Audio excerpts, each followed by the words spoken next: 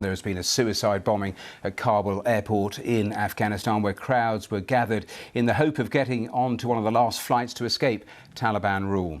Taliban officials said at least 13 people were killed, and it comes after days of warnings from Western intelligence agencies that an attack at the airport could be imminent. Well, let me bring you right up to date in terms of what we know so far, because the spokesperson for the US Secretary of Defense has called it a complex attack that resulted in a number of American and Afghan casualties. Kabul's emergency hospital says 60 injured people have been taken there so far. The Pentagon has also confirmed at least 2 explosions which happened close to one another outside the perimeter of the airport.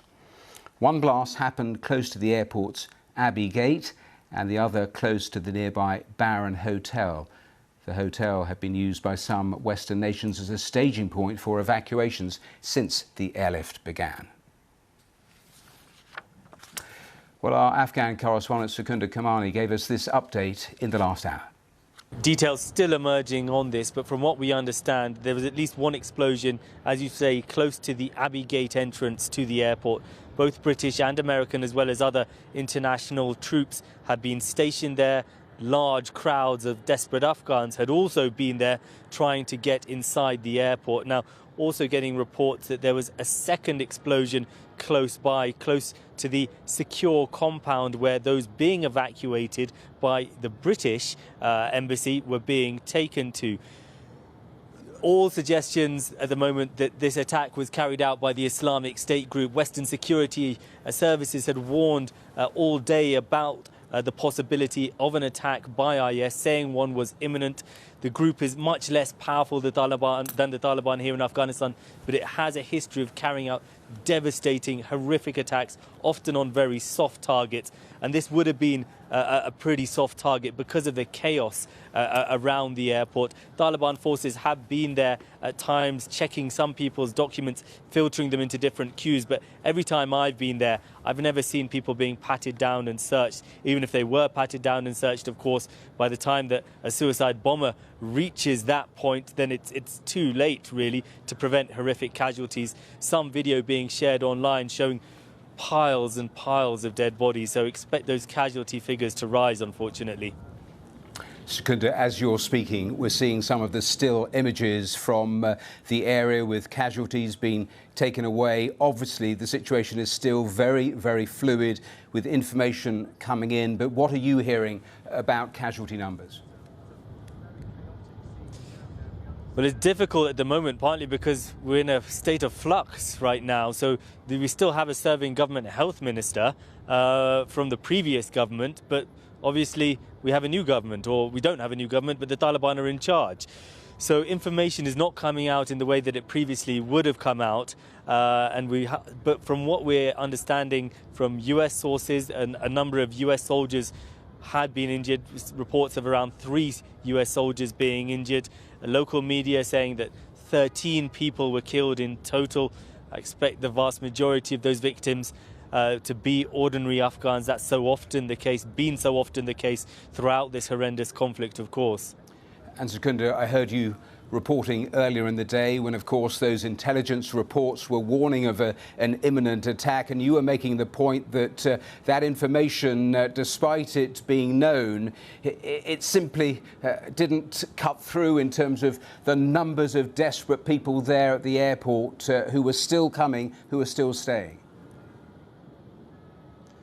That's exactly right. I mean, so many people who are there, and we're talking about thousands, are in such a state of confusion, such a state of desperation, that one, they're not going to be hearing this kind of information. They're not going to be receiving that. They're hearing all kinds of other rumours. They're just trying to focus on getting out of the country.